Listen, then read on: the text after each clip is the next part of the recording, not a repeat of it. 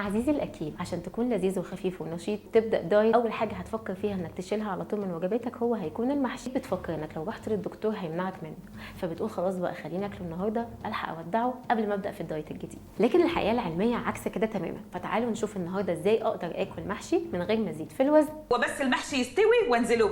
اهلا بيكم في حلقه جديده من 5 صحه.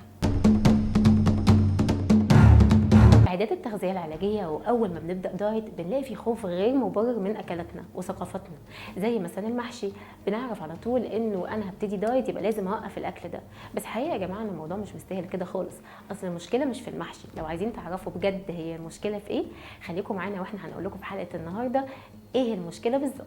ايه المشكله يعني؟ لو فككنا الوجبه دي بعين الطب والصيدله هنلاقي ان احنا قدام توليفه ممتازه. ده احنا بنستخدم خضار طبيعي قليل السعرات غني بالالياف وبنحشيه بخضار وبرز. امال ايه المشكله؟ وليه المحشي مظلوم معانا؟ وليه دايما بنتخيل وبيتهيأ لنا ان الموضوع هيسبب لنا زياده في الوزن؟ بيتاكلوا.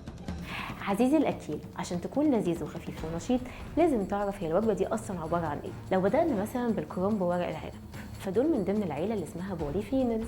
عارفين العيله دي عباره عن ايه؟ دي مليانه بمضادات اكسده، فيتامين كاف، وكمان فيتامين سي، وبنحشيها بالخضره الخلطه بتاعتنا يعني. اما الخلطه نفسها فهي عباره عن طماطم وبصل وخضره اللي هم مثلا بقدونس وكزبره وكمان الشبت. فالحاجات دي كلها مليانه بمضادات اكسده هي كمان، ده غير اللايكوبين الموجود في الطماطم. امال فين المشكله؟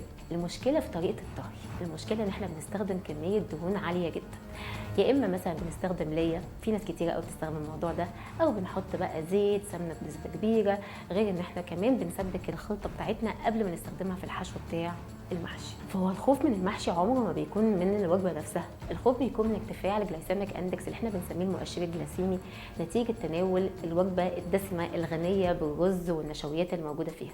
طب نقدر نعالج الموضوع ده ازاي؟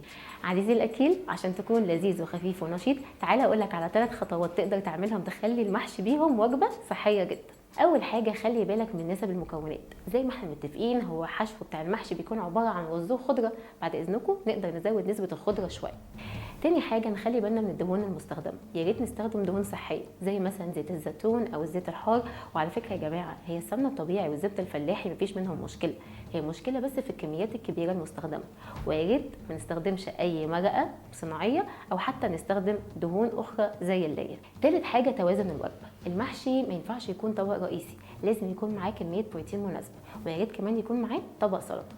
ده هيساعد ان انا اتاكد ان الوجبه بتاعتي فيها كل العناصر الغذائيه المتكامله اللي هتمدني بالمغذيات الكبرى والصغرى. عزيزي الاكيل، عشان تكون لذيذ وخفيف ونشيط لازم تفهم ان المحشي هو طلع مظلوم معانا، والمشكله مش فيه خالص، المشكله عندنا احنا وطريقه الطهي بتاعتنا.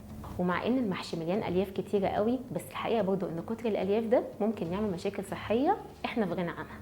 وعشان تعرفوا هو ايه الاكزامبلز للالياف وازاي هي ممكن تعمل مشاكل صحيه تابعونا في الحلقه الجايه. عزيزي الاكيل، عشان تكون لذيذ وخفيف ونشيط لازم تعرف ان المحشي هو طلع وجبه مظلومه. المشكله ما كانتش فيه خالص، المشكله كانت في طريقه الطهي بتاعته. ده مليان الياف وحاجات مفيده جدا للجسم. وبمناسبه الالياف، في وجبات بتبقى مليانه بالالياف بتسبب ان هي تعمل ضرر كبير قوي في الجسم. وعشان تعرفوا ازاي نقدر نستخدم الموضوع ده بطريقه تساعد جسمنا من غير ما تضره تابعونا في الحلقه الجايه. عزيزي الاكيل، عشان تكون لذيذ وخفيف ونشيط لازم تعرف ان الموضوع مش محتاج مننا غير بس 5 تركيز. اشوفكم على خير في 5 صحه.